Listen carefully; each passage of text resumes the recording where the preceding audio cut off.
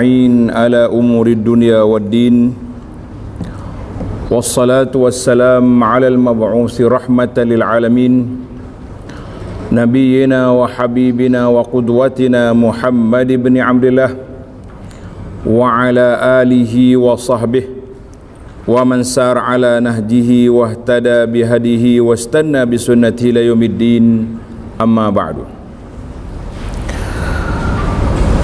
Yang dihormati Al-Fadhil Ustaz Zahir, Al-Fadhil Tuan Imam Besar dan semua para imam, muslimin dan muslimat, para pelajar sekalian, Assalamualaikum warahmatullahi wabarakatuh.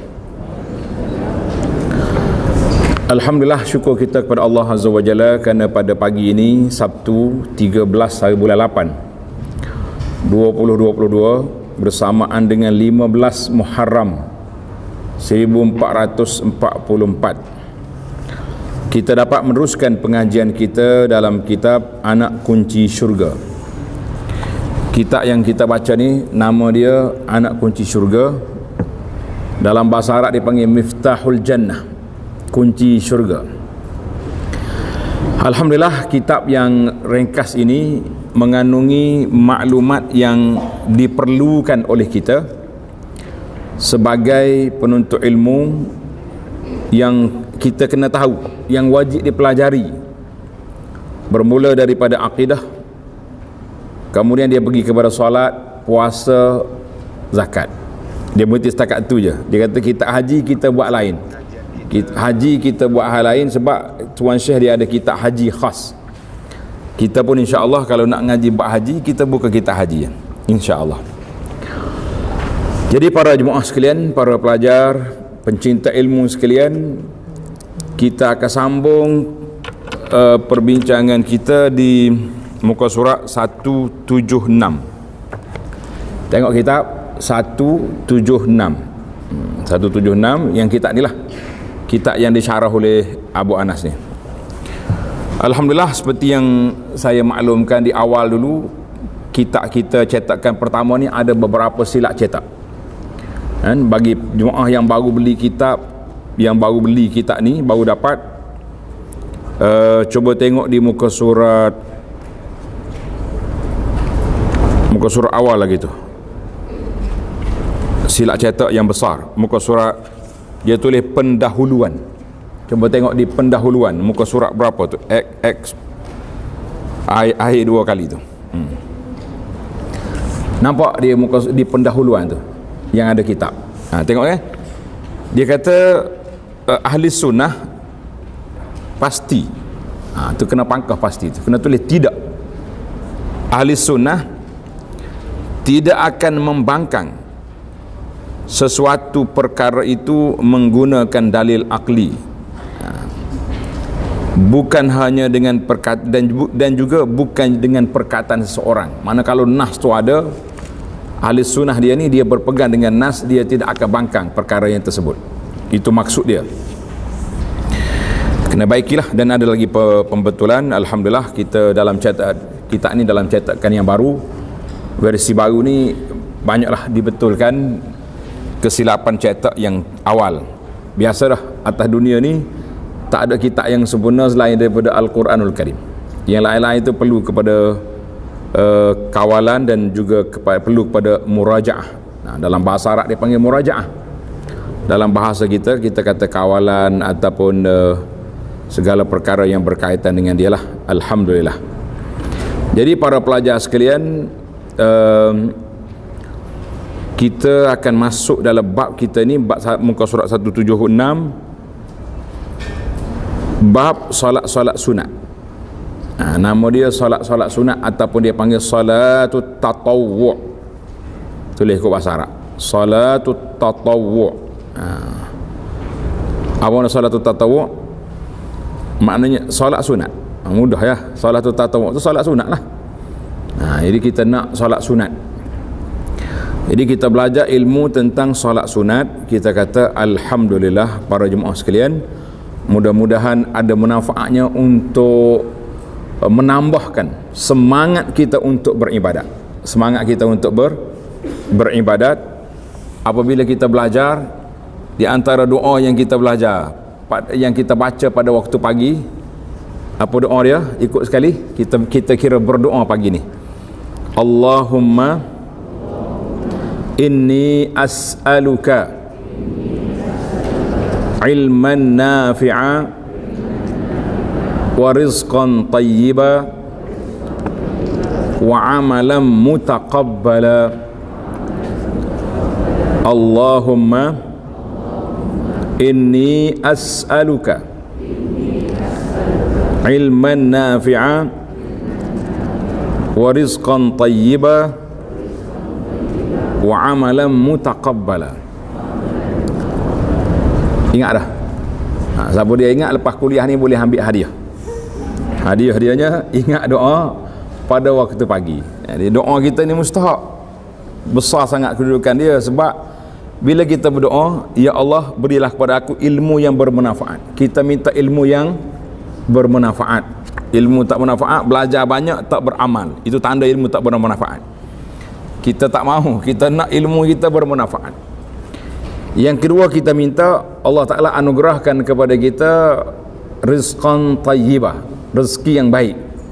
Rezeki yang baik itu sudah pastinya halal, dan dia punya kapasiti ataupun banyak mana kita serah kepada Allah Azza wa Jalla.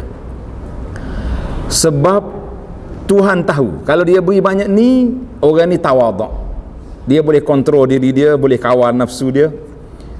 Tapi kalau aku bagi banyak lagi, mungkin dia jadi takabur. Na'udzubillah, kita tak mau. Kita ada harta, kita jadi manusia takabur, akhir sekali kita menjadi teman korun. Na'udzubillah, dalam neraka.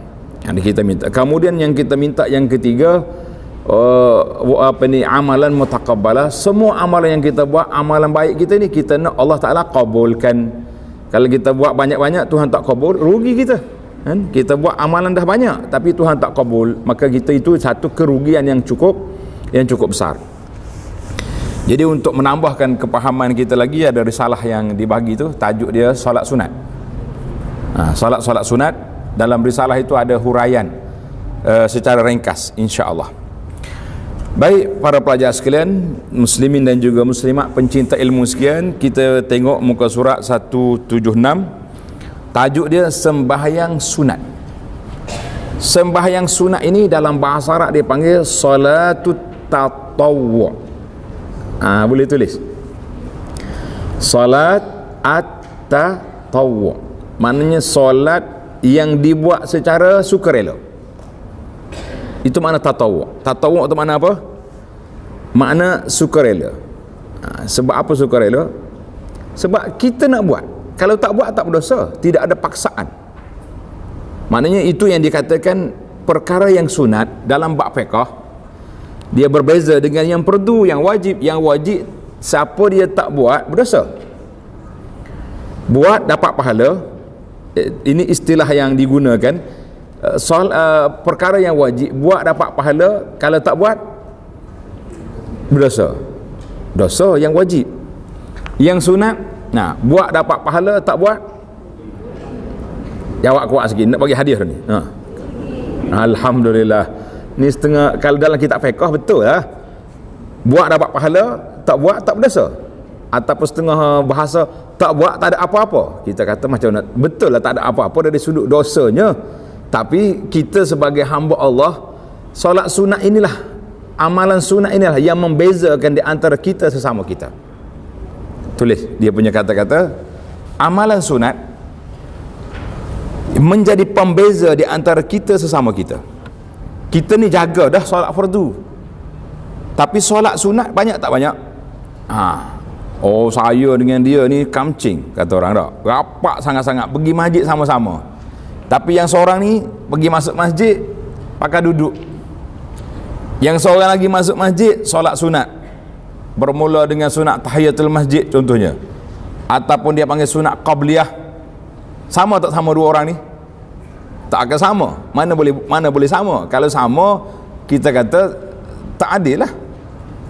Saya dua-dua ni pergi sekali satu kereta, tapi yang ni solat sunat, ini tak solat. Maka di situlah para ulama buat analisa bahawa amalan sunat membezakan di antara kita sesama kita.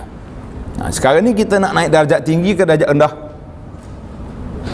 Nak darjat tinggi, banyakkan solat sunat, banyakkan amalan sunat, insya-Allah darjatnya tinggi.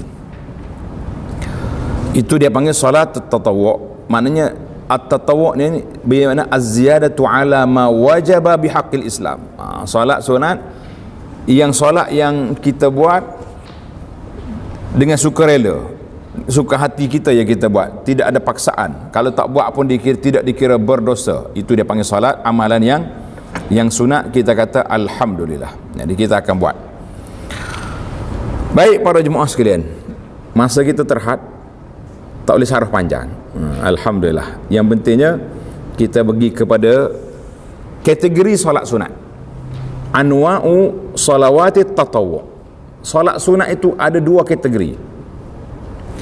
Kategori yang pertama, solat sunat dilakukan secara berjamaah. Solat sunat yang dibuat secara berjamaah.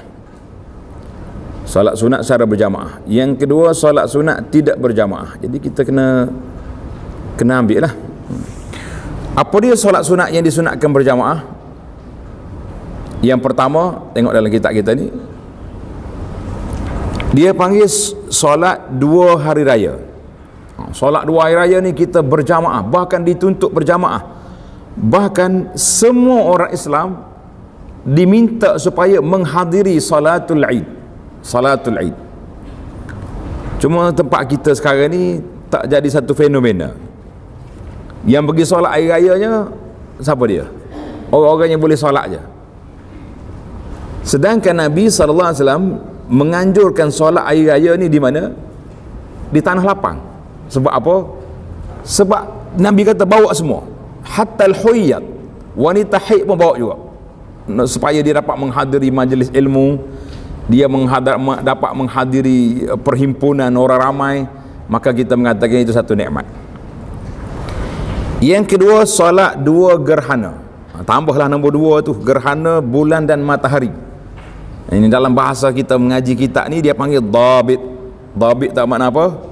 Dhabit makna kita kena tanda apa yang kita baca. 2, 4. Yang ketiga, solat istisqa, solat minta hujan. Yang ni juga sunat. Sunat kita berapa? Berjamaah. Satu lagi tambahan dia kata, solat sunatut tarawih. Solat sunat tarawih. 2 hari raya, 2 gerhana, solat minta hujan, tambah satu lagi, solatut tarawih di bulan Ramadan. Solat tarawih bulan Ramadan tu pakej dia semua sekali lah. Maknanya qiyam Ramadan diizinkan, disyariatkan untuk berjamaah. Qiyam Ramadan disunatkan berjamaah. Jelaslah kepada kita, ini solat sunat yang disunatkan berjamaah. Habis kalau yang tak ada senarai ni tak sunat berjamaah. Cuma mungkin kita boleh buat sekali-sekala untuk nak mengajar orang, nak mendidik orang. Tapi jangan jadi berkala. Yang ada setengah kita ni jadi berkala. Solat sunat ni berkala. Mana acara tetap dia, mingguan. Setiap hari Jumaat, setiap malam Jumaat. Kita kata tak boleh, dia tak ada senarai. Itu dia panggil solat sunat yang berjamaah. Maka satu lagi, pembahagian yang kedua, solat sunat juga dia panggil solatut tatawwu'. Tatawwu' al-mutlaq, solat sunat mutlak. Solat sunat mutlak ni kita kira solat sunat. Kerja kita nak solat sunat di luar waktu larangan. Boleh kita solat sunat berapa rakaat? Tak ada. Sehingga Nabi sebut dalam hadis, salatul laili masna masna. Solat malam itu 2 rakaat, 2 rakaat. Berapa rakaat? Setari tak subuh, solat je. Bila dekat nak subuh, witir, tamatkan solat. Kalau kita baca dalam cerita orang-orang dulu, sampai 1000 rakaat satu malam, kita pun tak tahu macam mana dia solat 1,000 rakaat. Sebab satu malam ni, solat malam ni dia bermula daripada solat Isya, lepas Isya sampai subuh. Lepas Isya sehingga subuh lebih kurang dalam 8 jam. 8 jam kali dengan 60 minit, jadi berapa minit ada satu malam? Mana ahli matematik berapa?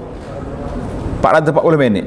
Jadi kalau kita solat 1000 minit, jadi satu rakaat setengah minit. Jadi kita fikir sini lah. Logik kata logik, dia kata itu masalah karamat, itu cerita lain. Itu di luar daripada bidang kita. Yang kita naknya, kita bercakap dari sudut logik, munasabah, biar orang dengar tu dia boleh fikir. Baik. Sekarang ni kita jangan duk kira tentang bilangan rakaat. Yang kita bila kiranya berapa rakaat kita mampu buat, insya-Allah. Saya tak nak ajak tuan-tuan dan puan-puan buat satu benda yang mustahil kita mampu buat. Jadi kita ajak benda yang insya-Allah projek kita ni projek nak beribadat apa yang kita mampu buat. Jadi kita akan bincangkan sebaik mungkinnya pada hari ini insya-Allah.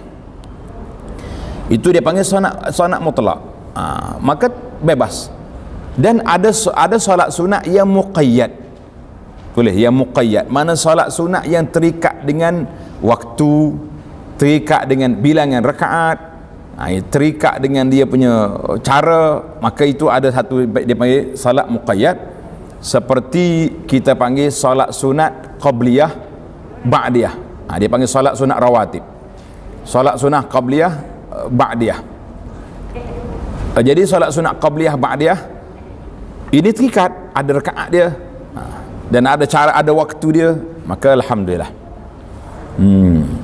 Solat sunat tadi hari raya, solat sunat hari raya kita tak boleh buat kecuali hari raya je boleh. Berasa nak beraya hari ni boleh. Kita pun istihar, mari kita jom hari Sabtu ni lepas kuliah kita anak kunci syurga, kita nak solat raya di Masjid Negara, boleh? Jawab dia, jawab agama, mari awak ambil awak. Siapa nak jadi imam? Saya tak nak. Itu dipanggil tak boleh. Maknanya dipanggil solat ini muqayyad. Muqayyad ni terikat dengan waktu, terikat dengan masa. Tak apalah, oleh kerana kita agak kelang kabut sekarang, kita solat hari raya lepas Zuhur, boleh? Kita sembelih dulu raya haji, kita sembelih dulu contohnya. Itu tak boleh nak tukar-tukar. Itu dia panggil solat muqayyad. Solat muqayyad, maknanya ada mutlak, ada muqayyad. Ada yang berjamaah, ada yang tidak berjamaah. Baik, sekarang ini kita berpindah kepada apa yang disebut oleh Syekh Abdul Qadir Al-Mandili rahimahullah dalam kitab dia. Kita tak payah lari jauh, kita ikut apa yang dia ada di sini. Kategori yang kedua, pembahagian daripada yang secara berjamaah, tak berjamaah. Solat yang tidak dilakukan secara berjamaah, maknanya kita solat individu, seorang-seorang.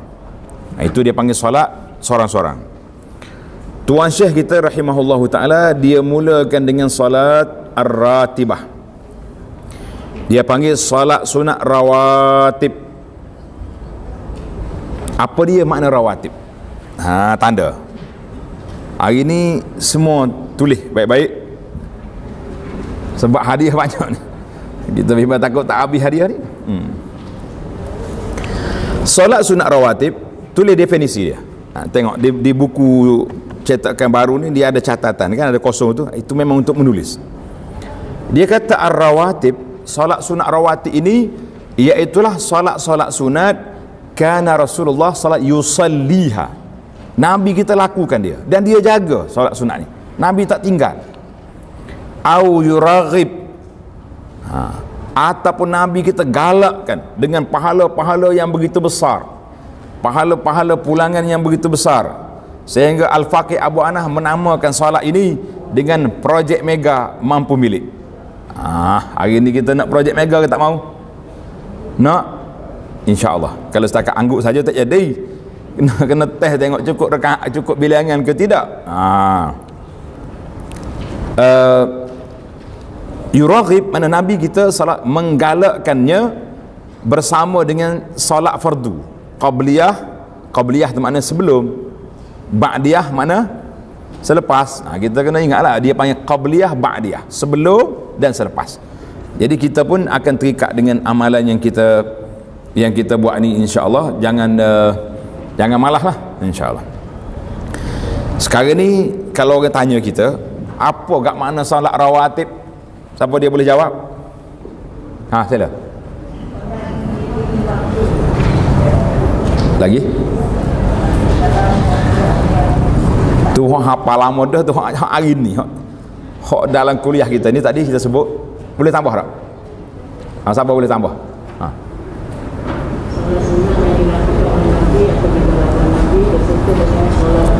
Ya, Masya Allah, Barakallahu fiik. Solat sunat yang memang Nabi buat sallallahu alaihi wasallam, dia jaga solat itu. Kita banyak kita bila kita bagi risalah ni, intai je tengok apa mana rawatib dia ada kat situ. Maknanya solat sunat yang Nabi kita sallallahu alaihi wasallam buat, wa yuraghib, bukan sakat Nabi buat, tapi dia beri lagi galakkan dengan pahala-pahala yang disebut. Maka kita mengatakan itu dia panggil solat sunat ar-ratibah, solat sunat rawatib. Cuma kita sini saya rasa ada salah faham, sebab dia tukar solat sunat rawatib dengan imam rawatib. Betul tak? Apa beza imam rawatib dengan solat sunat rawatib? Yang muslim tak jawab lagi. Apa beza imam rawatib dengan solat sunat rawatib? Apa beza?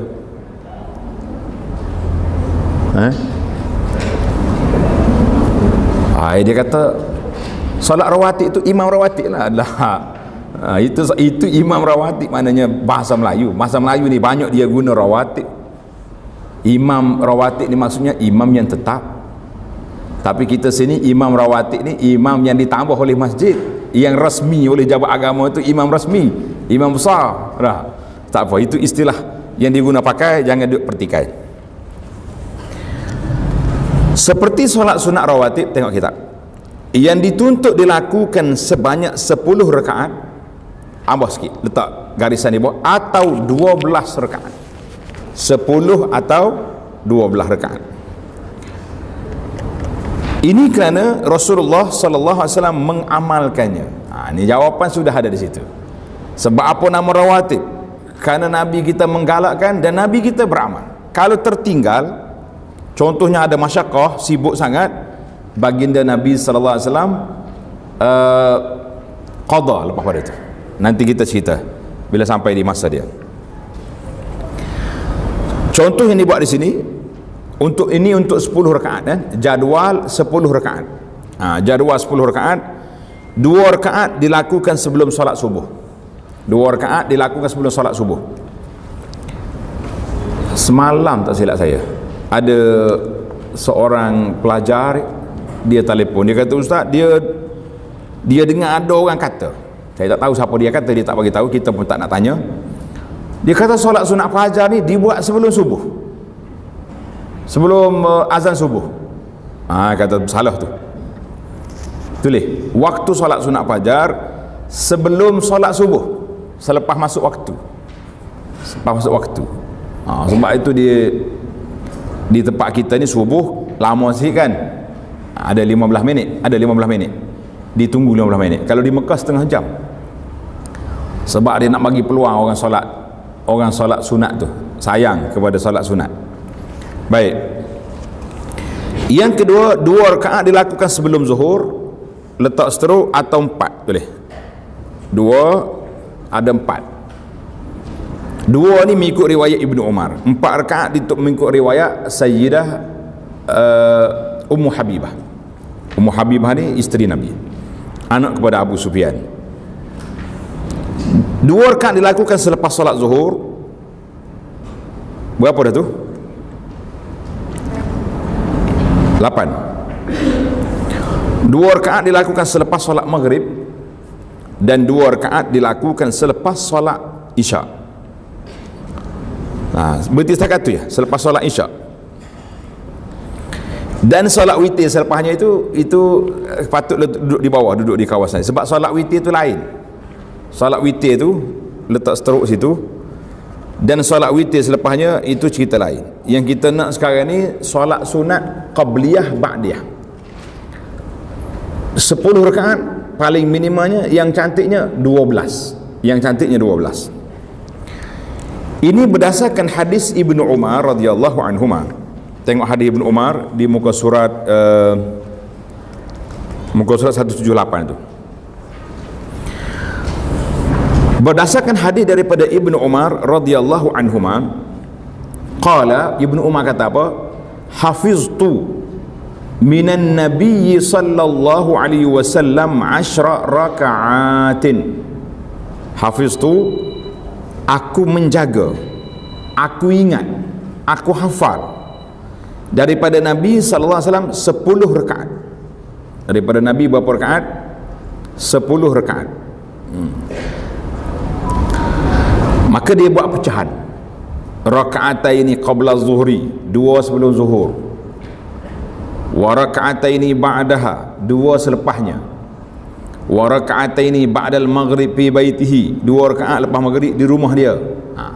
Tanda di rumah dia tu hak Nabi buat. Adakah kita syarat lepas solat maghrib balik rumah dulu sekejap, solat sunat, betul mari pula dengan kuliah ke macam mana? Kita kena ingat rumah Nabi di mana? Tepi masjid tu. Kalau dia masuk keluar, tak ada masalah. Kalau rumah kita, jawab dia balik kena berita perdana pakai senyap situ. Tak ada kuliah dah. Wa raka'ataini ba'dal isya fi baitihi, 2 rakaat selepas isya di rumahnya juga. Mana bagi dia Nabi sallallahu alaihi wasallam dia suka solat sunat itu di rumah dia. Sebab apa? Sebab kita tak nak jadikan, Nabi kata la taj'alu buyutakum qubura. Mu jangan jadikan rumah kamu itu seperti kubur. Maka di sini para ulama mengatakan afdalnya solat sunat itu kita buat di rumah kalau kita mampu. Tapi kalau suasana yang tidak orang panggil tak kondusif lah, nak balik tu pakai tak mari dah, maka tidak ada halangan untuk kita solat di masjid. Wa raka'ataini qabla salati subhi. Ini jelas ni, riwayat ni jelas. 2 rakaat sebelum solat subuh, bukannya sebelum masuk waktu subuh. Di dalam jemaah kita ramai-ramai ni, adakah dengar orang kata macam tu? 2 rakaat subuh ni mana sebelum azan? Ada dengar? Tak dengar? Mujur tak dengar. Tapi yang tanya saya tu dari mana? Kita pun tak siasat dia. Dia masyarakat ni cerita selingan dia payah sunnah. Kalau dia nak tanya kita, dia nak cakap kita, dia tanya, siapa ni? Saya lah. Saya lah. Siapa ni? Murid ustaz. Saya kata macam mana murid mana tahu nama. Kalau dia kita bila berinteraksi dalam suasana yang tidak berdepan, kena maklumkan siapa kita. Sebab tu dah di antara yang kita rasa letih juga, nasib baiklah Covid ni tak lama. Kalau kita mengajar mazhab Zoom ni, pelajar-pelajar kita dia tak nak buka dia punya kamera. Jadi kita duk cakap seorang, duk tengok ke skrin ni, cakap seorang lagi kita. Kita tengok atas kan, orang lain tengok kenapa ustaz duk tengok atas. Tengok ni, akhir sekali cakap seorang. Nasib baik tak lebih 2 tahun. Kalau tidak ramai pensyarah yang masuk hospital. Hospital jiwa nama dia dah. Dah cakap seorang. Jadi kita nak. Baik, jelas daripada kita di sini raka'ataini qabla salatil fajri. 2 rakaat sebelum solat fajar. Artinya ba'dal azan, selepas azan. Itu hadis Ibn Umar ini sahih, diriwayat oleh Imam Bukhari dan juga Muslim. Tapi ada riwayat lain, undur balik ke belakang. Tengok di nota 177 tu, hadis an Ummi Habibah. Tengok dalam nota syarah. Namun terdapat dalam riwayat lain menyatakan bahawa solat sunat rawatib yang muakkad terdapat 12 rakaat. 12 rakaat.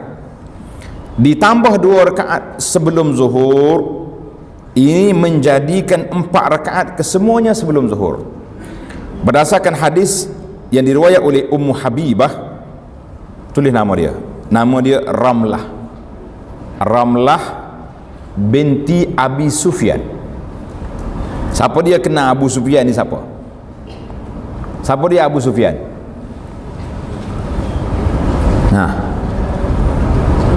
Abu Sufyan siapa dia Abu Sufyan? Dia kata banyak tanya hari ni pasal hadiah ni, masalah. Kalau tak ada hadiah tak tanya banyak tak? Siapa dia Abu Sufyan? Pembesar Quraisy. Betul dah tu, cara umumnya betul lah dia pembesar Quraisy. Siapa?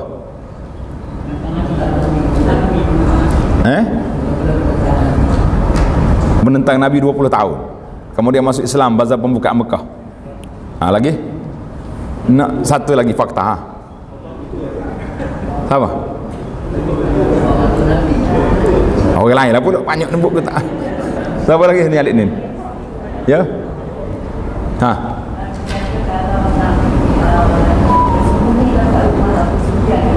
Kalau nak sembunyi masa pokok kata Mekah tu, man dakhala dar Abi Sufyan fa huwa amin.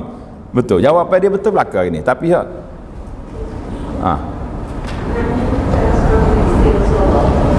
Bapa mertua Nabi. Betul juga. Jawab dah tadi.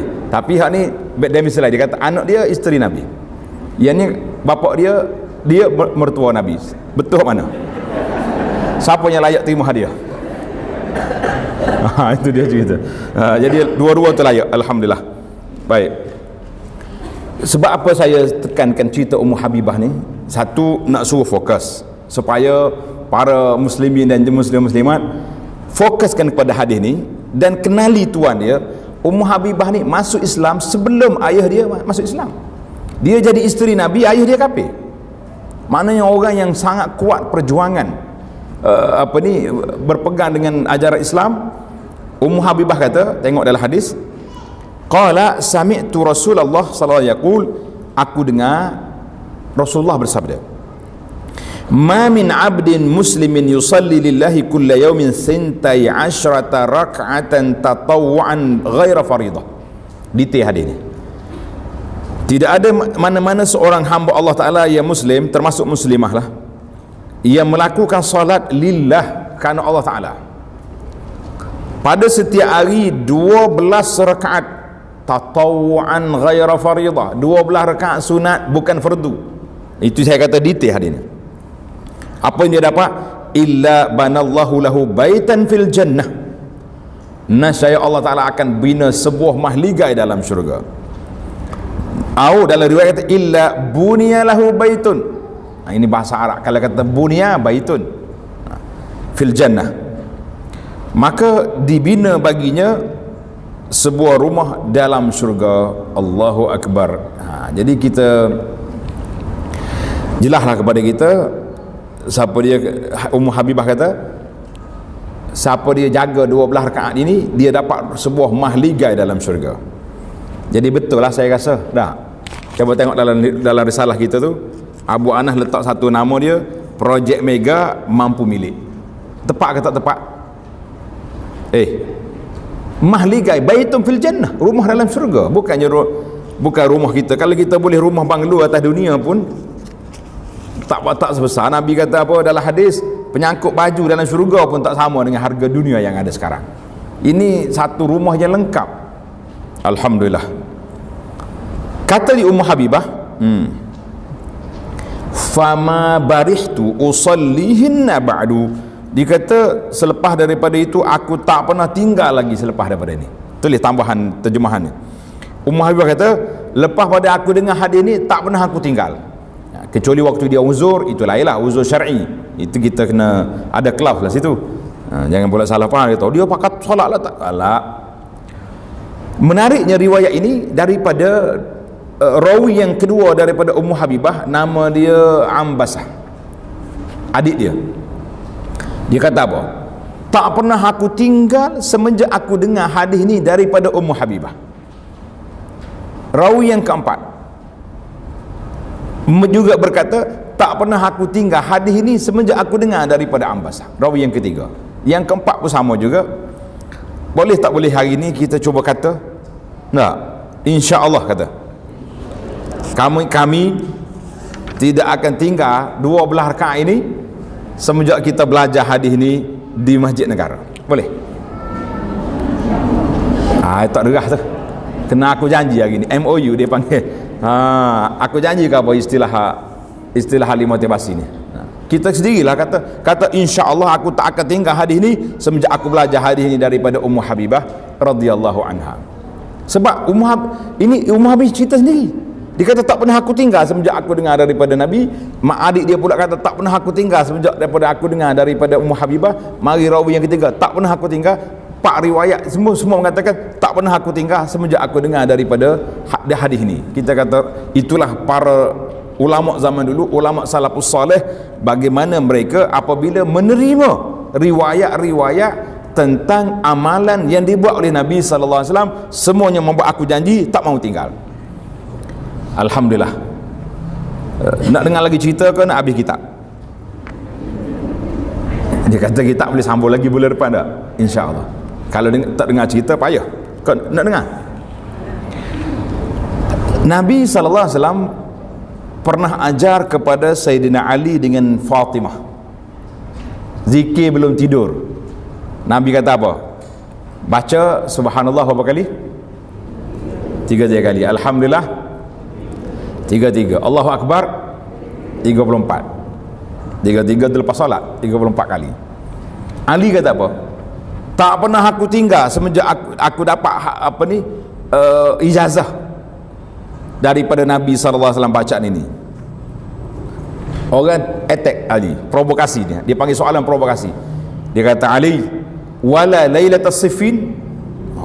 Ali, malam kamu berperang di Siffin dengan Muawiyah tu, mu tengok baca ke tak? Ali kata, wala lailatas siffin, malam tu pun aku baca. Subhanallah. Itu menunjukkan sahabat pencinta sunnah. Ini yang dikatakan ahlus sunnah. Ahlus sunnah ni orang yang cinta kepada sunnah Nabi SAW. Bila dengar hak Nabi, semua pakai berhenti lalu. Ni asyik duk hantar, berapa orang dah hantar ni hadis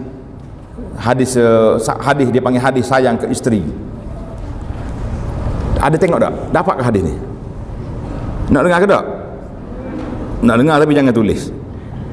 Nanti takut dia ambil dah. Ini buat klik juga penak kita. Mana hadis dia ni pula dah? Alah. Dia kata mana-mana isteri, dengar ni. Rajin lagi ni. Mana-mana isteri yang beri makan kepada suami dia, buat makanan aja, lebih baik daripada mengerjakan haji dan umrah. Mana senyum Pak Haji? Dia kata balik lepas ni jenuh, punuh diet dah lah, sekejap-kejap atas makanan dah haji umrah ni. Itu nampak tanda-tanda hadis palsu itu. Dia panggil apabila melampau sangat dia punya pahala. Mana ada haji sekadar nak pergi buat air ke suami boleh haji umrah nak pula ada. Jadi nampak, jangan duk sebar benda-benda yang kita sebar ni. Kalau amalan yang sahih, yang waris daripada Nabi SAW, itu yang jadi pegangan kita, jadi amalan kita. Yang belik-belik tak payah. Pandai juga dia panggil scam ke scammer. Scam hak duk buat poster-poster main hadis. Ditulis hadis riwayat Anas lah, riwayat orang tu, riwayat Bukhari, tak tahu Bukhari pak cik mana, tak tahu. Orang cari dalam sahih Bukhari tak ada. Allah, jadi rupanya riwayat pak cik dia Bukhari. Saya waktu pergi Mekah, orang kata kalau kita pergi niat umrah di Ja'ranah boleh pahala banyak kali. Niat di Ja'ranah, hak dengar, cakap hak dengar ya, tak saya cerita hak tak betul. Siapa dia pergi niat umrah di Ja'ranah boleh pahala berapa kali ganda? Kau tak aja dengar? Tak aja dengar apa dia. 7 kali. Kalau niat di Tan'im sekali. Bunyi dah tu. Hadis ni ustaz sahih ke tidak? Saya duk cari-cari dalam kitab, kalau kok ada. Rupanya kita dapat kesan ini hadis pemandu teksi. Sebab apa jadi hadis pemandu teksi? Pergi Tan'im 5 rial, pergi Ja'ranah 50 rial. Jadi dia pun pergi Ja'ranah boleh 7 kali aja. Pergilah kita Ja'ranah lari. Jangan main hadis pemandu taksi banyak. Baru ni kita cerita hadis penjual tembikai. Dia kata mana-mana wanita yang mengandung makan tembikai, anak dia comel. Jenuh pergi tandah lah ambil ni dah. Asyik dia minum tembikai ya. Itu semua tu hadis penjual. Dia kata hadis-hadis palsu ni dia ikut penjual bazinjan, penjual tomato, dia create hadis tomato, macam-macam ada. Jadi kita tak sah. Kita cari hadis yang sahih untuk kita beramal. Jadi baik, hadis Ummu Habibah berapa rakaat? 12 rakaat. Siapa dia jaga 12 rakaat ini, apa pahala dia dapat? Baitun fil jannah. Tapi ada timbul soalan. Nabi sebut di sini yusalli lillah.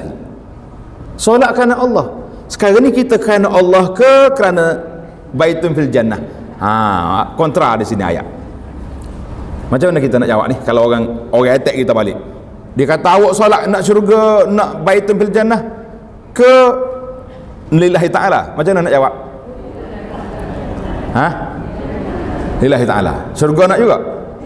Kau tak nak? Nak je. Macam mana? Adakah tidak kontra? Jawabnya, kita nak syurga sebab Nabi yang tawar, Nabi yang offer, tapi kita solat itu kerana Allah.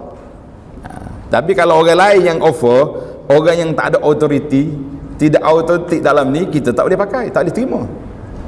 Sebab benda ghaib, amrun ghaibi, dia hanya boleh melalui jalan Nabi SAW, jalan wahyu. Jelaslah kita Jadi tak salah lah kita niat nak kalau kita rasa nak jaga 12 rakaat ni semata-mata kerana nak baitul jannah, kita kata tidak salah. Sebab yang offer, yang bagi tawaran itu Nabi SAW, bukannya orang lain. Dan kita buat itu kerana apa? Kerana Allah. Kita buat itu kerana Allah. Jadi kerana Allah ni tak perlu tulis, alhamdulillah saya baru selesai je solat duha kerana Allah. Perlu tak perlu tulis? Tak perlu tulis. Yang kita tulis ni dengan tulu ikhlas kita beri hadiah pada orang, tulu ikhlas. Tapi kalau tak ada kamera marah juga. Betul tak? Baik. Mari kita terus bincang banyak hal lain. Kita masuk hak tajuk kita ni. Empat ke mana dah pula dah. Hadis ini, hadis Ummu Salamah ini, Ummu Habibah ini diriwayat oleh Imam Muslim. Jadi sesat dah kita MOU kita pagi ni. Sesat ke tidak? Maknanya Ummu Habibah kata apa? Dia tak tinggal lagi solat 12 rakaat ini semenjak dia dengar daripada Nabi sallallahu alaihi wasallam. Kita punya MOU kita ini, kita kata insya-Allah kami juga tak akan tinggal semenjak kita belajar hadis ni. Boleh? Kata insya-Allah belaka. Insya-Allah. Derah tu semangat dah tu. Alhamdulillah bila kita kempen ni ramai dah yang kita jumpa sahabat-sahabat kita yang bersemangat betul-betul lah, semangat sungguh jaga. Dia kata alhamdulillah saya bulan ni ustaz miss 3 kali, mana tak sempat dia sampai masjid orang dah qamat, dia tak sempat 10 pun tak sempat. Kita kata tidak jadi masalah. Para jemaah sekalian, ada satu bab dalam kitab fiqh pun ada, kita ada bab qada an-nawafil. Tulis kita bab kita boleh qada solat sunat yang rawatib, boleh qada. Contohnya kita lewat sikit bangun pagi ni, tapi kita nak solat berjamaah di masjid. Kalau solat di rumah kita tak ada masalah kan, kita boleh solat qabliyah, kemudian kita solat subuh. Tapi bila pergi masjid, masjid akan qamat pada waktu dia tak tunggu kita. Mana kita miss hari ni solat sunat qabliyah fajar ataupun solat subuh, zuhur. Biasanya kita di pejabat ni zuhur yang problem. Kita nak habiskan kerja sampai masjid orang dah solat, kita nak solat sunat tak boleh, kita solat zuhur dulu. Selepas solat zuhur, maka kita kena solat 6 rakaat. Tadi kata 2 je, 6 pula. 6 rakaat. Mana kita solat ba'diyah 2, kemudian kita niat qada pula qabliyah 4 rakaat. Ada orang bisik, ustaz kalau qada boleh juga ke baitan fil jannah? Saya kata insya-Allah boleh juga, tapi mungkin kecil sikit kot. Ini tak ada lagi tak hadis ni, kita buat sama kita ni. Kata boleh jadi kecil sikit sebab awak mari lambat. Jadi tapi insya-Allah ini dalam sudut ilmu motivasi, kita cuba iltizam, cuba ikat diri kita dengan amalan-amalan yang ditawar oleh Nabi ini supaya kita tidak terlepas. Seorang ulama hadis nama dia Al-Imamun Nawawi. Tuan-tuan kenal Nawawi? Tokoh ulama hadis, tokoh ulama fiqh dalam mazhab Syafi'i. Dalam mazhab Syafi'i kita bacalah kitab Syafi'i, kalau tak sebut Nawawi itu pincanglah bagi kita. Hebat sangat orangnya rahimahullah. Dia mati umur 45 tahun, tak sempat kahwin. Bukan tak ada orang nak, gila-gila orang nak dengan dia tak sempat nak kahwin. Sebab dia tidur atas lengan, bukan tidur atas bantal. Dia menulis-nulis, kalau dia mengantuk dia tidur gitu je. Rahimahullah. Walaupun dia tak tinggal zuriat, tapi dia tinggal kitab. Sampai hari ni berapa ribu orang setiap hari duduk doakan qala Nawawi rahimahullah. Imam Nawawi kata, tulis kata-kata Nawawi ni. Lepas ni nak tanya ni. Qala Nawawi rahimahullah ta'ala, amalan yang sunat yang berwaktu sekiranya terlepas, kamu mesti qada. Kamu mesti qada. Contohnya zikir waktu pagi. Zikir waktu pagi seeloknya bila ke zikir waktu pagi? Bila? Sebelum naik matahari, lepas solat subuh, sebelum terbit fajar tu. Itu waktu yang paling afdal kita zikir pagi. Habis macam mana kontra dengan ustaz kat depan nak kuliah? Ustaz kuliah subuh, kita nak baca zikir, baca pelan-pelan sudah, jangan duduk berlagu pula. Kita sambil kita dengar, kita baca zikir kita. So, alhamdulillah, saya dah bagi kepada para jemaah zikir waktu pagi ni dalam PDF. Dah dapat dah? Dapat? Yang tak dapat lagi boleh minta lepas ni, insya-Allah. Jadi kita zikir pagi itu terbaik. Baik, andai kata kita khusyuk, kita dengar kuliah, nak mencatat tak sempat zikir, habis kuliah tu dah naik syuruk, naik matahari, tak apa, kita zikir lagi. Kita terlupa, pergi hantar anak sekolah balik-balik, zikir pagi belum baca. Nawawi kata sampai ke Zuhur boleh lagi kita baca. Sebab sama juga bila kita terlepas amalan yang berwaktu, lepas sunat qabliyah, kita qada ba'diyah dengan niat qada. Apa sebabnya Imam Nawawi, apa rahsia Nawawi kata macam ni? Dia kata syaitan ni yatala'ab, syaitan cuba dek main-main masa dengan kita. Minta maaf dah kalau saya contoh, macam pemain bola yang dah menang, bila nak habiskan masa, tidak dia main-main dengan waktu. Dia sepak sana, sepak sini, out, keluar, kau aja dia main. Syaitan ni cuba main masa dengan kita. Lambat lagi zikir petang ni baru pukul 6, nanti maghrib habis dah petang. Nawawi kata muqadha juga lepas maghrib. Sebab apa? Kita nak lawan dengan permainan syaitan. Syaitan kena 3 hari macam ni, dia kata biar dia baca je lah. Kalau dia tak baca sekarang ni, dia baca juga lepas ni. Itu dia panggil permainan syaitan. Syaitan main dengan kita, kita main dengan dia. Siapa dia bijak? Kita bijak ke syaitan bijak? Tak tahu lagi. Tengok dulu. Maka itu kaedah. Tamatlah kita, alhamdulillah. Satu lagi hadis, tengok di muka surat 178. Sabda Nabi sallallahu alaihi wasallam, "Inna Allah azza wa jalla qad amaddakum bi salatin wa hiya khairul lakum min humrin na'am wa hiya al-witr faj'alha lakum fima bainal isya'i ila tulu'il fajri." Maksudnya sesungguhnya Allah Ta'ala memberi solat kepada kamu yang ia lebih baik bagi kamu daripada unta merah. Kami bertanya, wahai Rasulullah sallallahu alaihi wasallam, apakah solat itu wahai Rasulullah? Sahabat ni dia bertanya. Ini di antara kelebihan ilmu para sahabat, bila dia tak faham dia tanya. Kelebihan kita, kalau tak faham kita tanya ke tidak? Kalau kita tak faham, tanya ke tak? Kita tanya, dia ulas sendiri kat belakang. Itu jadi huru-hara, timbul banyak huru-hara di dunia ni. Kita kalau tak faham tanya, dia tak faham tak tanya. Sahabat tanya, solat apa tu Rasulullah? Besar sangat pahala, lebih daripada humurun na'am. Humurun na'am ni dipanggil unta merah. Zaman kita ni unta merah ni lebih kurang kereta apa hak paling mahal dalam dunia ni? Kereta apa? Ferrari? Apa nama? Kereta api? Yang betulnya humrun na'am ni, kita zaman kita hari ni kita boleh terjemahkan macam kereta hak paling mahal sekali tu. Berapa kereta nama ni? Kita baca kereta hak mahal. Sahabat bertanya, solat apa tu Rasulullah? Baginda sallallahu menjawab, solat witir di antara solat isya sehingga naik fajar. Hadis ini rawahu Abu Daud, Ahmad, Abu Daud, Tirmizi dan lain. Kita kata alhamdulillah. Solat witir. Bilakah kita nak solat witir? Tengok dia kata, lepas pada solat isya sehingga subuh.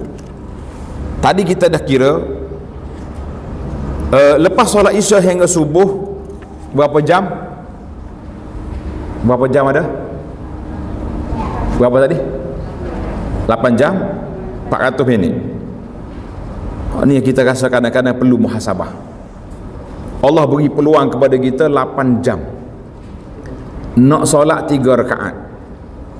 Berapa malam dah kita tak dapat solat witir? Ada ke tidak malam yang kita tak terwitir? Ada ke tak ada? Cuba rewind balik, muhasabah.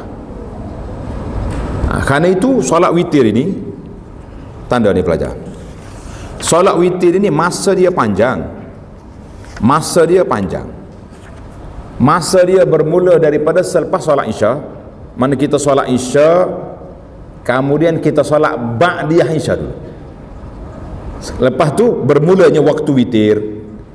Bermulanya waktu witir sampai ke subuh. Tiba-tiba banyak malam kita tak sempat solat. Tak terasakah kita rasa malu pada Allah Azza wa Jalla? 8 jam tempoh, 3 rakaat tak dapat. Ini kita kena muhasabah lah, kenapa aku tak dapat? Maka di situ para ulama mengatakan solat witir ini ada 3 kategori. Tulislah dalam kitab ni, tak ada. Dalam kitab ni saya faham manhaj Syekh Abdul Qadir Mandili. Ni ada, kalau ada pengkaji tentang manhaj Syekh ni. Syekh ni dia bawa apa ni, dia sebut pahala je, dia tak detailkan. Sebab kitab dia ni bagi dia kecil untuk maklumat awal. Maka solat witir ini terbagi kepada 3 kategori. Yang pertama, kita solat terus selepas solat Isya. Mana lepas kita solat Isya, kita solat ba'diyah Isya, kemudian kita solat witir. Ini untuk orang yang lemah semangat nak bangun malam, ataupun bahasa husnuzan untuk orang yang masyaqqah. Contohnya kita kena kerja shift malam. Kalau masuk pejabat tu sukalah nak apa ni, nak solat witir lah. Mungkin yang kerja hospital, ada emergency, ada macam-macam. Jadi kita solat lepas Isya, solat. Darjat yang kedua, kita solat sebelum tidur. Kita solat bila? Sebelum tidur. Maknanya sebelum tidur kita ambil wuduk siap-siap, kita pun solat witir. Ini amalan ini dipesan oleh Nabi sallallahu alaihi wasallam. Nabi pesan kepada siapa? Nabi pesan kepada siapa? Witir sebelum tidur. Dia nak jawab. Siapa? Alhamdulillah, Abu Hurairah. Dan ada lagi sahabat lain, tapi yang masyhur Abu Hurairah. Dia kata, Abu Hurairah kata, "Ausali khalili bisalasin." Kekasih aku pesan pada aku 3 perkara. Salat duha, rakaat duha, dan puasa 3 hari sebulan, witir sebelum tidur. Mari buat Syiah duk perli dia tak. Abu Hurairah ni kaki tidur ni ni. Lah, dia tidur lewat. Dia sebab dia mengaji banyak, study kuat. Jadi dia tidur lewat. Bimbang takut terlepas subuh, terlepas witir, jadi dia solat sebelum tidur. Kita pun kita tengok kita ni kategori mana. Mana kalau kita bangun tidur lewat dan dijangka mungkin terlepas solat witir, kita solat belum tidur. Ataupun kita baru balik daripada kerja, baru sampai daripada musafir, penat ni. Kalau tidur ni azan subuh baru bangun, jadi kita solat sebelum tidur. Darjat yang paling afdal, ij'alu akhir salatikum bil laili witra. Nabi SAW bagi tahu, jadikan akhir solat malam kamu itu, jadikan akhir solat malam kamu itu witir. Itu yang paling baik sekali, yang paling afdal. Bila kita jadikan solat witir itu solat yang terakhir, yang terakhir. Jadi apa-apa yang kita nak baca, dalam hadis ini menyebut Nabi kita baca solat witir yang paling minima, yang terbaiknya 3 rakaat lah. 3 rakaat. Kita baca rakaat yang pertama Sabbihisma rabbikal a'la. Rakaat yang kedua kita baca Qul ya ayyuhal kafirun. Rakaat yang ketiga kita baca Qul huwallahu ahad.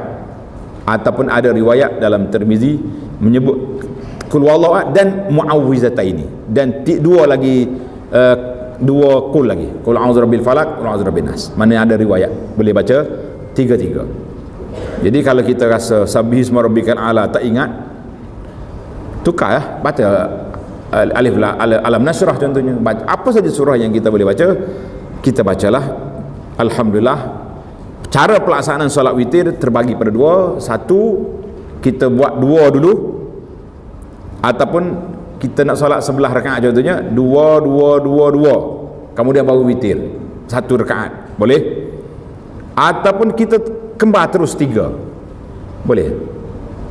Saya nak solat 3 rakaat witir, kita pun rasa penat, letih, ataupun masa dengan subuh tu rapat sangat. Kalau kita buat 2-1 mungkin tak sempat.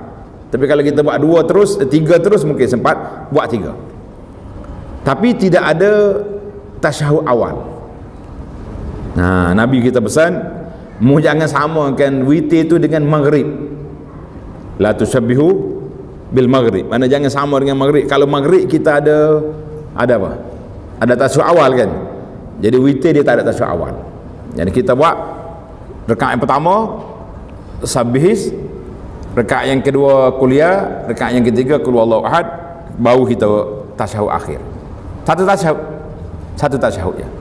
Selepas salat witir, ataupun kita buat 2-1. Baik, timbul yang 2 tu, yang pertama tu nak niat apa? Niat apa? Ada satu video keluar baru ni, tidak barulah, dalam PKP kata silap saya. Bising satu Malaysia orang duk tanya, dia kata, ustaz tu kata tak boleh lah kita niat witir lepas buat 2 rakaat.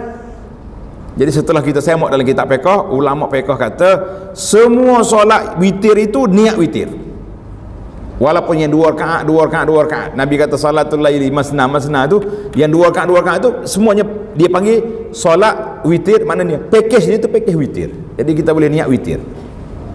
Jelas? Alhamdulillah. Kalau tak jelas ada soalan nanti di akhir. Maknanya kita boleh buat 2 rakaat 1, 2-1, ataupun 3 terus. Hei, malam ni letih sangat-sangat, 1 rakaat boleh juga. Tapi jangan jadi amalan rutin lah 1 rakaat tu. 1 rakaat tu untuk case emergency je. Satu case emergency. Alhamdulillah. Para jemaah sekalian, tamatlah kita bab witir. Sekarang ni kita berpindah kepada solat sunat yang tidak muakkad. Yang muakkad jelas dah kan. Al-an nantaqil, sekarang ini kita berpindah kepada solat sunat yang tidak muakkad. Jangan salah faham lah, bila kata tak muakkad ni tak payah buat lah. La, kena buat. Cuma darjat dia tidak setinggi darjat yang muakkad.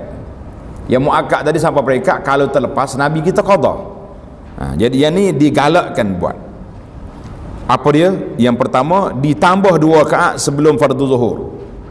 Mana fardu zuhur tak ada 10, kita tambah 2 lagi. Dia kata hak ni tak muakkad. Tapi dalam kajian kita kepada hadis Ummu Habibah, walaupun ada orang kata idraj kemudraj, tapi para ulama mengatakan tidak. Hadis Ummu Habibah itu yang menyebut 4 rakaat sebelum zuhur itu termasuk dalam muakkad. Jadi kita letaklah, kalau tidak tak jadi package 12 rakaat kita. Tak jadi package 12 rakaat kita. Jadi kita letak 4 rakaat belum zuhur termasuk dalam yang tadi.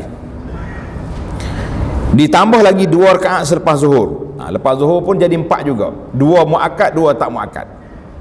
Sebab ada hadis lain. Ada hadis lain yang kita akan baca nanti, insya-Allah. Tu hadis dia jelas tu. Tengok hadis dia. Tengok hadis dia muka surat sebelah tu. 179. Sabda Nabi sallallahu alaihi wasallam,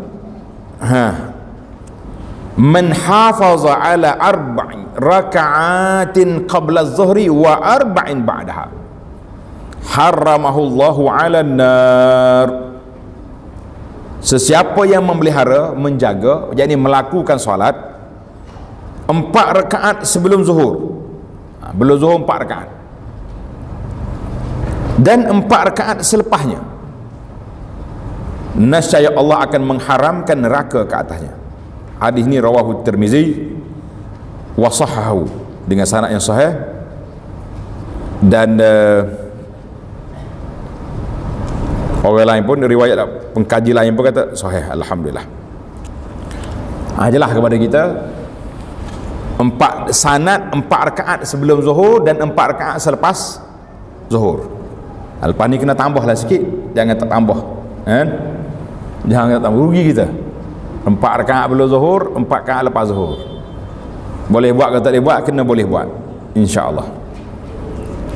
Baik, tengok nombor 3 di kitab. 4 rakaat sebelum asar. 4 rakaat belum asar ni ambil di mana? Walaupun dia tak masuk dalam pakej 12 rakaat, tapi dia ada pakej sendiri. Dia ada pakej sendiri. Tengok di muka surat 180. Ibnu Umar radhiyallahu anhuma berkata, Rasulullah sallallahu alaihi wasallam bersabda, rahimallahu imra'an shalla qabla al-'asri arba'an. Rahimallahu imra'an shalla qabla al-'asri arba'an. Apa dia maksud dia? Maksud dia, mudah-mudahan Allah Ta'ala memberi rahmat kepada seseorang yang solat 4 rakaat sebelum asar. Hadis ini diriwayat oleh Abu Daud, Ahmad, Tirmizi dan lain-lain. Maka kata di para ulama Islam, ulama hadis kata, siapa dia jaga 4 rakaat belum asar ini, dia akan dapat tempias doa Nabi. Nabi kata, rahimallahu imra'an, Allah Ta'ala bagi rahmat kepada orang yang jaga 4 rakaat sebelum asar. Nak kata nak kita rahmat Allah? Tak boleh jawab. Tunggu asar nanti. Lepas pada semangat dah jawab ni. Oh, waktu jawab ni dah kuat macam jawab. Tapi begitu orang azan asar, terlupa pula. Ingat Adin tulis besar. Letak reminder dekat waktu pukul 4:30 petang itu, rahimallahu imra'an shalla qabla al-'asri arba'an. Allah Ta'ala bagi rahmat kepada orang yang solat 4 rakaat belum asar. Boleh tak boleh? InsyaAllah boleh. Kena jaga. Oh, dia kata hari ni pergi ngaji hari ni penat banyak ni, banyak tambahan ni. Inilah bekalan kita ke akhirat. Ingatkan hadisnya dulu kita baca dah. Waktu Nabi lalu dekat sebuah kubur, Nabi tanya, kubur siapa ni? Sahabat tanya, kata kubur ni sahabat sekian yang baru dikebumikan.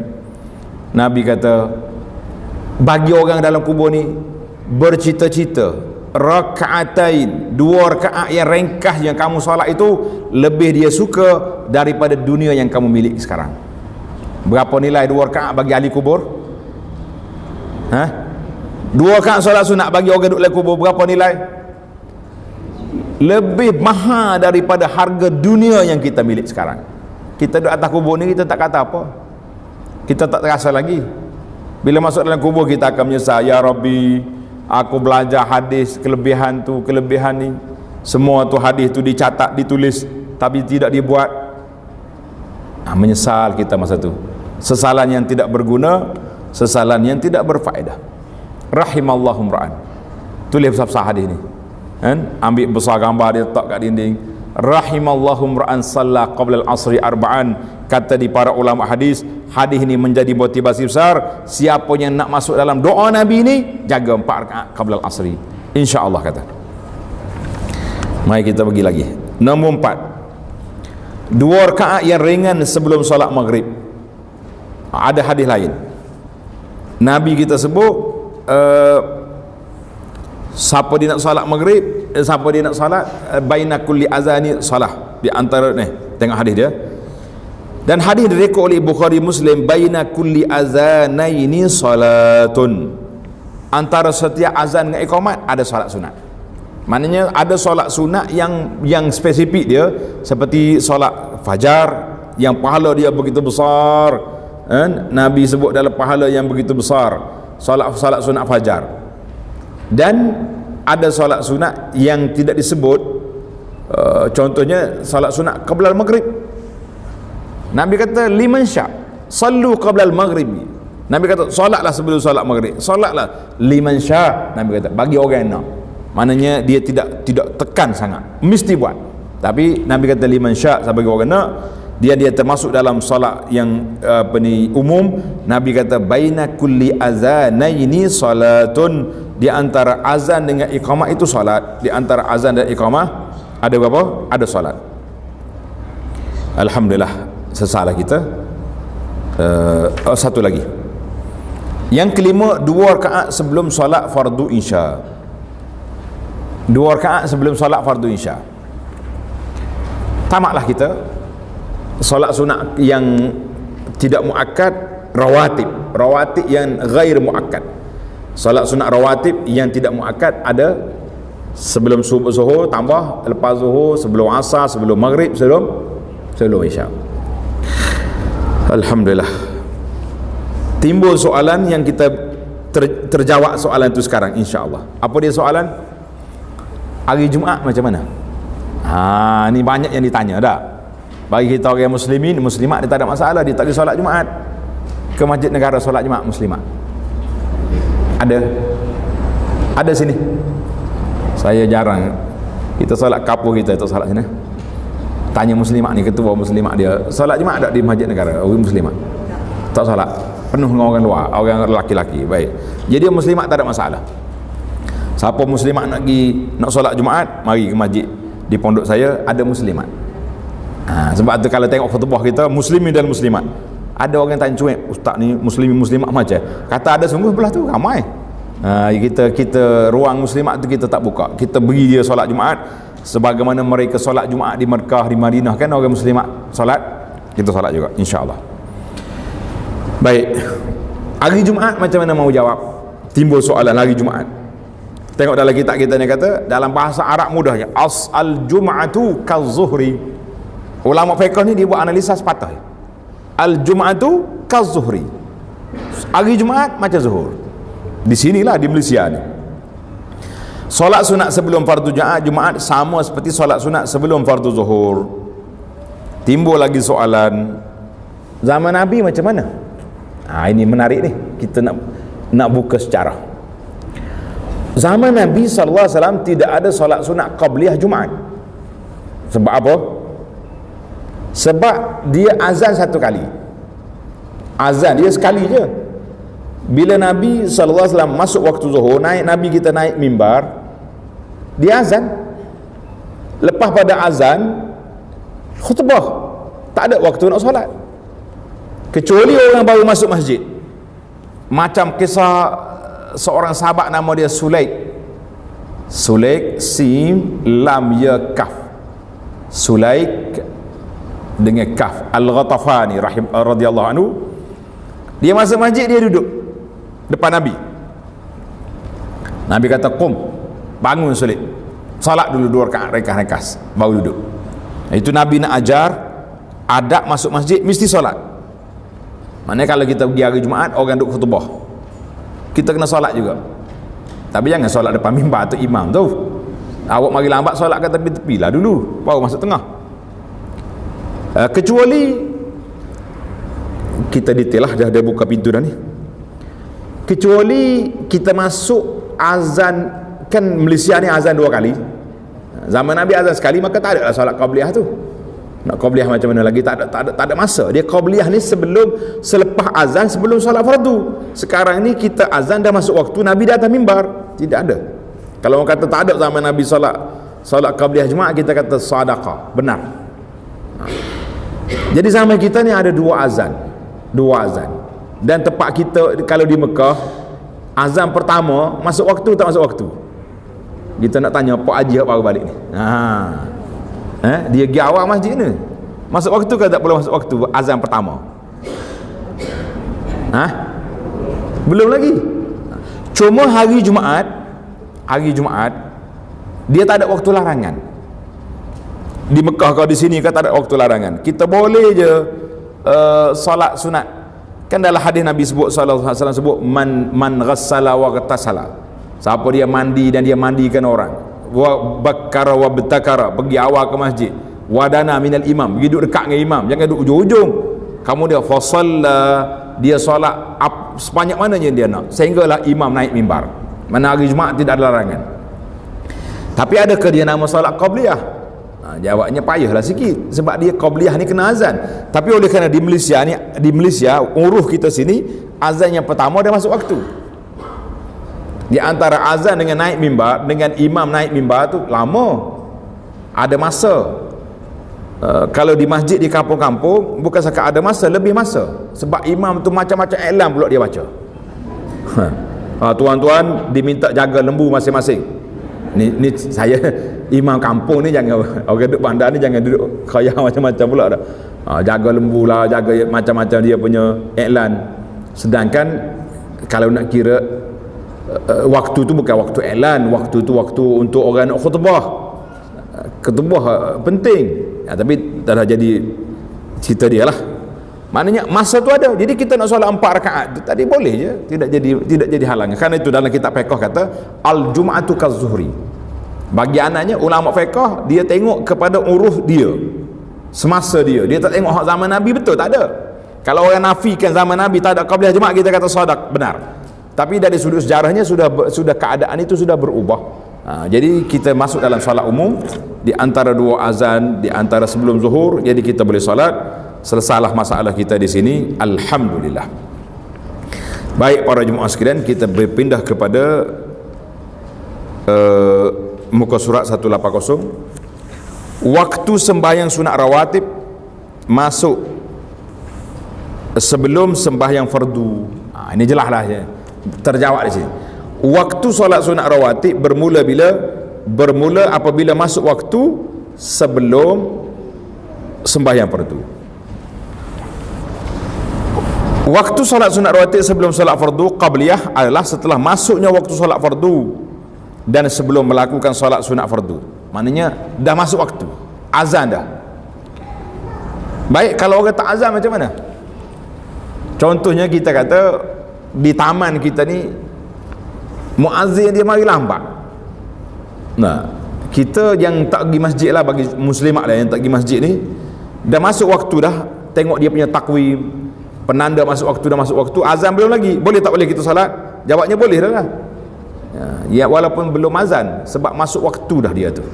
Macam kita maghrib lah, kan, maghrib bulan Ramadan ni, kita dengar azan ke tak dengar azan, kalau dah masuk waktu kita boleh makan.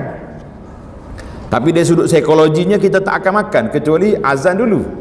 Sebab tu kalau azan salah pun makan juga dia. Setiap tahun ada je kes salah azan ni, macam-macam. Sampai ada satu kampung tak jauh lah daripada pondok saya tu, hoi, baru ni buat itu majlis qada salah azan. Buka puasa pula, buat jamuan pula, majlis iftar di masjid dia tu. Allah, kita kata lain kali jangan ulang, malu orang aku. Habis satu Malaysia tanya kita, ustaz apa jadi? Kata jadi apa, dia salah dengar. Kata apa dah.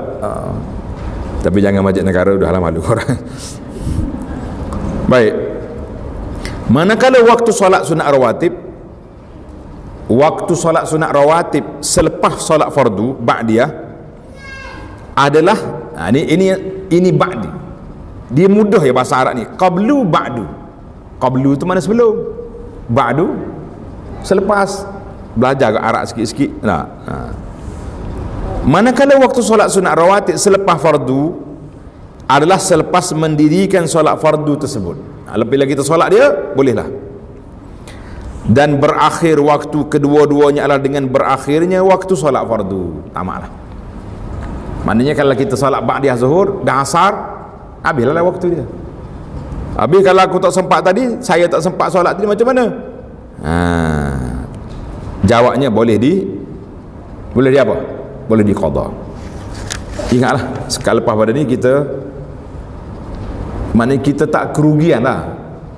Walaupun kita tak sempat, kita masih lagi ada ruang untuk qadakan kita punya solat. InsyaAllah bulan ni nampaknya 30/30 mahligai dalam syurga. Dapat tak dapat? Dapatlah, sebab boleh qada kan tadi. Yang tak boleh qada ni siapa? Siapa dia yang tak boleh qada solat? Agak-agaknya siapa? Ya payahlah dia, bila tanya soalan tu nampak letih nak jawab. Kok malah ya tak boleh qada ni? Tu masalah kita. Adakah kita masuk dalam kumpulan itu? Tidak, tak. InsyaAllah tak ada. Baik.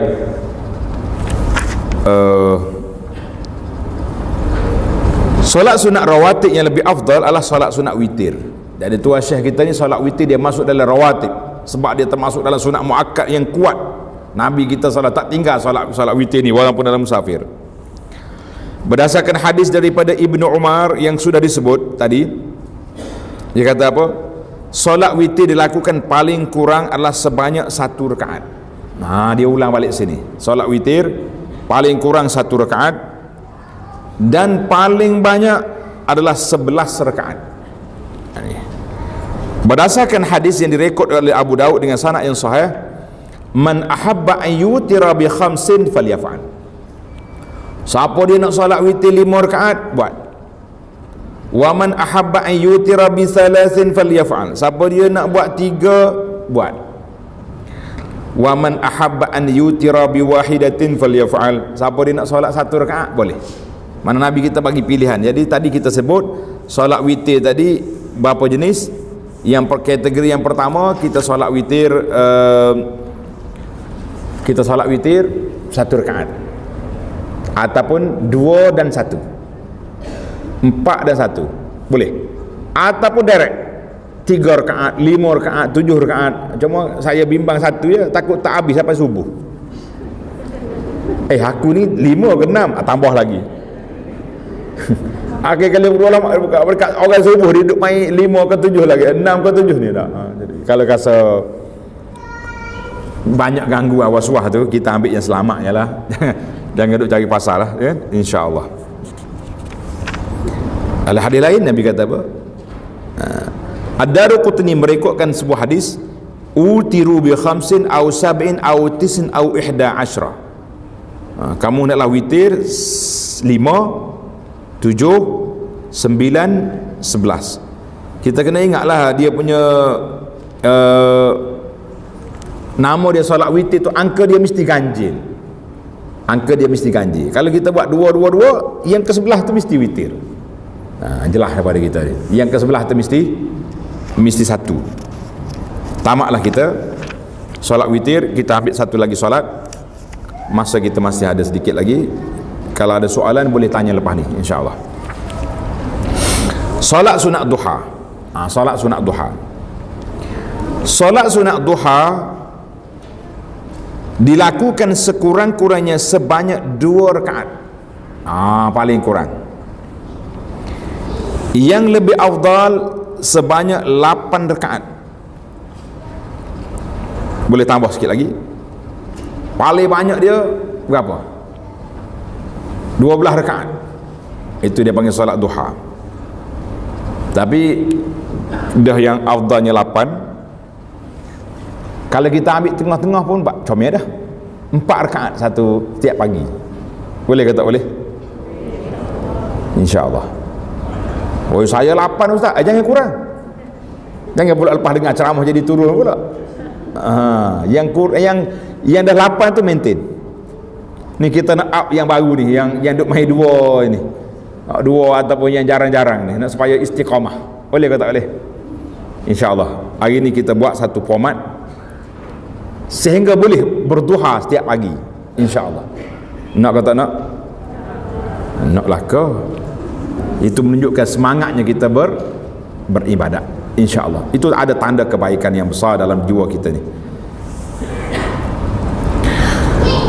Baru jumpa hadis tadi. Berdasarkan hadis daripada Abu Hurairah radhiyallahu anhu, "Awsani khalili sallallahu alaihi wasallam bi thalathin siyami thalathati ayyam min kulli syahrin wa rak'atay duha wa an utira qabla an anam." Maksudnya telah berpesan kepadaku oleh kekasihku. Siapa dia kekasih dia? Nabi sallallahu alaihi wasallam. Adakah Nabi ini kekasih Abu Hurairah saja? Kekasih kita? Kasih kita? Alhamdulillah. Jadi kalau kasih kita, apa yang dipesan oleh Nabi tadi, kita pun kena buat, kena jaga juga. Dia kata apa? Iaitu berpuasa pada 3 hari setiap bulan. Dia panggil puasa, yang eloknya ada riwayat lain menyebut ayyamul bid, hari putih. Bilakah hari putih? 14, 15, 13, 14, 15 bulan Hijri. Jangan kira hari, dia kira bulan Hijri. Semalam ada seorang pakcik tu sedih dia. Dia kata saya nak solat, nak puasa hari Khamis je. Hari Khamis. Hari Khamis tu berapa hari bulan? 13 kan? 13. Habis hari Jumaat dengan Sabtu tak nak puasa. Jadi kata jadi hari putih. Jadi tapi putih satu. Kita nak putih 3. Tak apa, dia tak. Dan hadis ni tidak menunjukkan mesti kembar. Mungkin kita ambil hari Senin, minggu depan hari Senin, minggu depan hari Senin pula atau hari Khamis. Yang pentingnya ada awsal bi salasati ayyam, 3 hari dalam sebulan. Yang terbaiknya tadilah hari putih lah yang terbaik. Tapi kalau kita rasa hari itu kita ada masyarakat, ada masalah tersendiri, jadi kita puasa mana-mana hari cuti. Tapi jangan hari Jumaat Sabtu tak boleh. Mana ada larangan kita ifrat puasa pada hari Jumaat sahaja, tidak adalah. Baik, yang kedua 2 rakaat duha. Ini yang paling minima ni. Wa an utira qabla anam, dan aku witir sebelum tidur. Jadi kita kata dah ilah dia Abu Hurairah ni ada masyakkah tersendiri, maka Nabi bagi taujih kepada dia, bagi bimbingan kepada dia supaya apa? Supaya witir sebelum tidur. Jadi kita pun yang bermasyakkah, yang ada masalah tersendiri, kita juga kena witir sebelum tidur. Yang tak bolehnya tak ada witir. Baik, timbul lagi satu soalan. Bagus soalan ni. Kau tak nak dengar soalan? Nak dengar? Orang ni kata dia memang berniat nak bangun, azam sungguh-sungguh. Dia koci jam di handphone dia ni 4 kali. Bermula dari 5.20, 5.30, 5.40, 5.50. Kan sini subuh pukul 6. Tak bangun belaka. Mana macam nak buat? Maka ada dalam hadis yang mengatakan, siapa dia berazam untuk bangun solat malam, kamu dia terlepas sungguh lah, bukan buat lepas. Maka orang itu dapat pahala juga solat tu walaupun dia terlepas, sebab dia berazam untuk bangun. Tapi kena azam sungguh lah, jangan main pakai aku dah berniat azan ni tak apa, tak bangun pun la. Pasal tu lah kata orang, niat tu kadang-kadang lebih baik daripada amal. Kata tak kira main niat saja tak jadi. Mari kita pergi. Lepas pada hadis Habirah ni, tengok muka surat seterusnya. Hadis ni dikeluar oleh Abu Daud dengan sanad yang sahih, bahawa Nabi dan hadis dari Abu Daud, Nabi salawat dirikan solat duha 8 rakaat dan memberi salam setiap 2 rakaat. Nabi salam setiap 2 rakaat. Tengok ni hadis ni, dia panggil hadis Ummu Hani. Maka kata para ulama, Nabi kita suruh buat solat sunat duha 2 rakaat, suruh. Dan Nabi kita buat, dan Ummu Hani tengok yang paling banyak dia solat 8 rakaat. Itu yang dilihat oleh para sahabat. Dan ada riwayat mengatakan 12 rakaat, tapi itu sebutan, tidak dari sudut amali, tidak dari sudut praktikalnya, tidak. Maka kita seeloknya kita kekalah dengan dengan 8 rakaat, ataupun kita ambil sederhana 4 rakaat, ataupun kalau kita kelang kabut sangat tak sempat, kita ambil berapa? 2 rakaat. Tengok dalam risalah ni ada satu tambahan lagi solat, dia panggil solat tengok nombor 2, solat duha. Jumpa kertas, yang belum dapat boleh ambil risalah ni, bagi. Solat sunat selepas naik matahari. Solat sunat ba'dal isyraq, ba'da syuruk. Selepas syuruk, biasa di masjid-masjid kita ni ada takwim, dia panggil takwim, ada kalender waktu solat. Kalau dia kata hari ni saya perhati tadi syuruk pukul 7 minit. 7 minit ke berapa tadi? Lebih kurang dah. Jadi kita kena tambah 15 minit. Tambah 15 minit. Tambah 15 minit lagi, kemudian kita pun solat. Tengok di kertas tu. Solat sunat syuruk ataupun isyraq 15 minit paling minima, lebih kurang. Mana lepas pada syuruk, tanda tu tambah 15 minit. Solat ini disebut juga dengan nama permulaan solat duha. Permulaan solat duha. Dalam hadis Nabi SAW, sesiapa yang mengerjakan solat subuh secara berjamaah, solat subuh berjamaah, kemudian lalu dia duduk berzikir, baca Quran ke, dengar kuliah ke, termasuklah tu zikir. Kalau bercakap sikit-sikit pun tak apa, tapi jangan mengumpat orang, tak boleh. Dia tak ada mengumpat zaman kita ini. Zaman kita ini ada mengumpat ke tak ada? Siapa dia yang ngajar pergi tukar mengumpat jadi membawang tu? Siapa dia punya cara? Ni kita nak cari juga ni, syaitan mana yang mari kacau orang ni supaya tak jadi mengumpat, jadi membawang. Itu kacau punya tu. Kita jangan tukar istilah syar'i, jangan tukar. WhatsApp ke kawan-kawan, petang ni jam 5.30 petang, majlis mengumpat di kafe mana-mana, siapa nak ikut mari. Ni majlis membawang. Bawang okey lah, pergi dah sedap. Tu dia mengumpat, senang lah. Kita baca pun puas hati, nak gimana mengumpat. Sedap ke tu dah pergi mengumpat dia tu, jadi buat dia nak pergi mengumpat, mana ada membawang. Dan tak habis cerita kita, tengok kita, tengok risalah. Jadi dia duduk berzikir sehingga terbit matahari dan tambah 15 minit tadi, kemudian dia solat 2 rakaat, maka dia akan mendapat pahala seperti pahala haji dan umrah yang sempurna 3 kali. Hadis ini rawahu Tirmizi, dan sanad dia ada perbezaan ulama. Ada yang mengatakan sanad dia baik, ada yang mengatakan sanad dia dhaif. Jadi kita kena bagi tahu dua-dua lah. Tetapi kalau kita terima yang kata baik, contohnya dalam Sahih At-Tirmizi menyebut sedemikian. Jadi bila kita tunggu selepas solat subuh, kita tunggu sampai waktu ni kita pun solat, kita dapat pahala haji dan umrah. Pahala bagi makan suami tadi, bagi makan, pahala lain dapat, pahala haji umrah tak, bukan cerita ni. Maka solat apa yang kita nak solat tu? Itu soalan dia. Jawabnya itu ada ulama beza pandangan. Dalam fiqh kita ni, fiqh Syafi'i kata solat isyraq. Ada ulama lain, antaranya Ibnu Abbas radhiyallahu anhuma, dia kata itu permulaan solat duha. Jadi kalau kita, contohnya kita sekarang kita keluar daripada rumah 7.30 kan, mana kita ambil wuduk siap-siap, tunggu masuk waktu, kita solat 2 rakaat baru pergi kerja kalau sempat lah. Kalau tak sempat juga, macam nak buat, ambil wuduk siap sampai masuk pejabat, lepas kita pancekak sekejap, masuk dalam pejabat, solat je 2 rakaat, tak sudah panjang-panjang. Bacaan dia pun bukannya panjang, bacaan dia bismillah al-fatihah, cukup lah tu.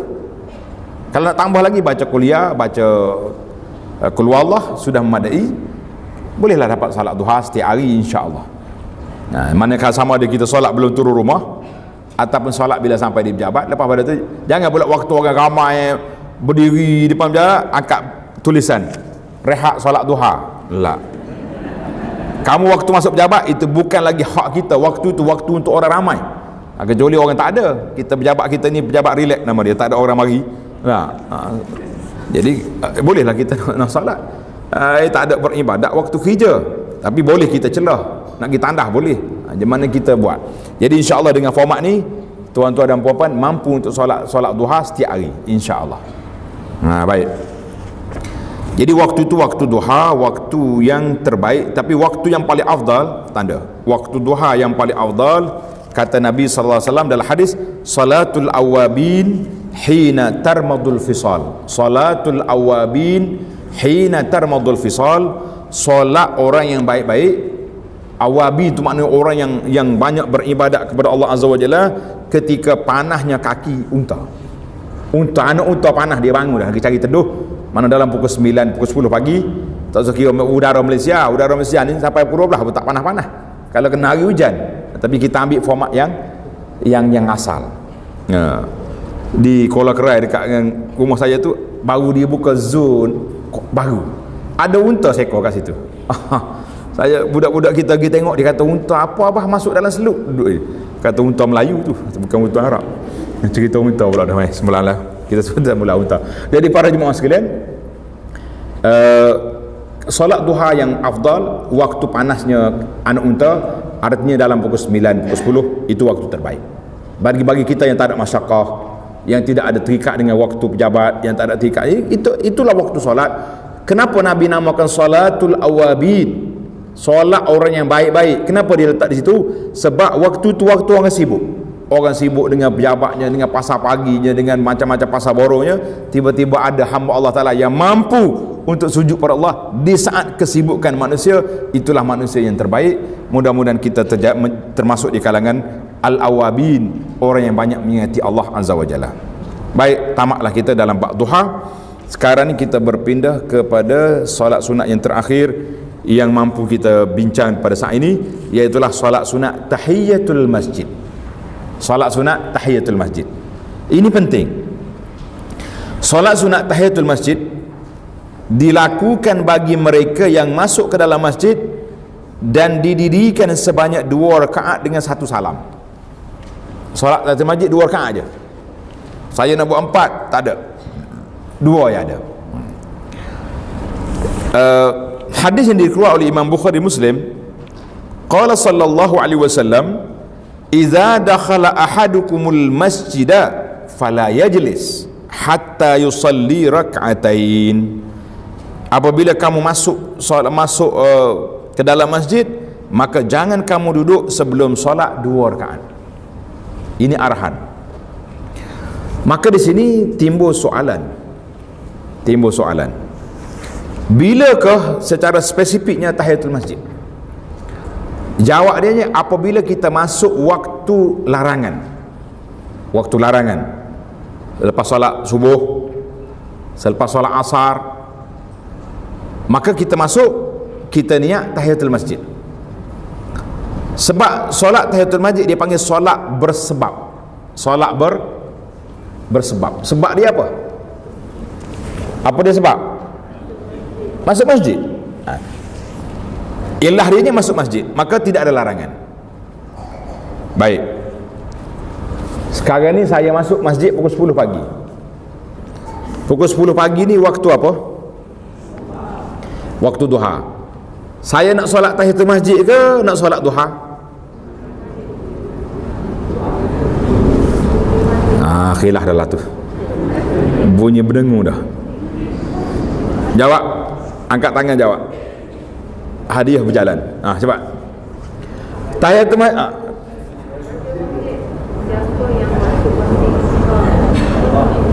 Kemah buat dia tu. Dia pergi hadis. Siapa masuk masjid solat? Dia kaedah dia macam ni. Tujuan dianya supaya bila kita masuk masjid, penghormatan kepada masjid itu dengan melakukan solat. Apa-apa solat saja. Bila kita masuk pukul 10 pagi, kita solat duha terus, tak payah tahiyatul masjid. Tahiyatul masjid secara automatik telah terlaksana dengan kita melakukan solat duha. Jadi kita 2 rakaat yang pertama itu duha, 2 rakaat yang kedua pun duha juga. Habis tahiyatul masjid di mana? Dalam duha itu sudah ada tahiyatul masjid. Wadah. Ini ramai keliru ni. Baik, saya masuk orang dah azan. Orang dah azan solat. Azan zuhur, azan asar, azan maghrib. Apa yang saya nak solat? Tahiyatul masjid ke qabliyah? Pandai dah. Satu dah jawab tak ada khilaf dah. Qabliyah. Kenapa tolak tahiyatul masjid? Ya? Dah masuk waktu. Baik, saya masuk awal ke masjid pukul 6.30 masuk pagi dah. Kita nak solat apa? Tahiyatul masjid. Sebab apa? Waktu-waktu larangan. Yang kedua belum ada waktu azan, maka kita tahiyatul masjid. Fungsi tahiyatul masjid itu tidak ada salah satu waktu masuk masjid kecuali adanya solat. Tidak ada, setiap kali masuk masjid mesti ada solat. Kecuali kita masuk orang dah qamat, tak ada dah. Tahiyatul masjid secara automatik. Yang pentingnya tahiyatul masjid itu maknanya menghormati solat, menghormati masjid. Bila kita masuk bukan waktu lain yang tidak ada solat sunat khas, maka tahiyatul masjid lah solat dia. Dan dia tidak dilarang. Tidak dilarang. Alhamdulillah. Jadi para jemaah sekalian, jelas di sini yang keliru sudah dijelaskan. Kata orang biar tahu jangan keliru. Jadi sebelum saya pergi kepada kuliah yang kedua, kita break dulu yang ni. InsyaAllah. Subhanakallahumma wa bihamdika asyhadu an la ilaha illa anta astaghfiruka wa atubu ilaik. Wa sallallahu ala nabiyyina Muhammad wa ala alihi wa sahbihi ajma'in walhamdulillahi rabbil alamin. Jadi semua jemaah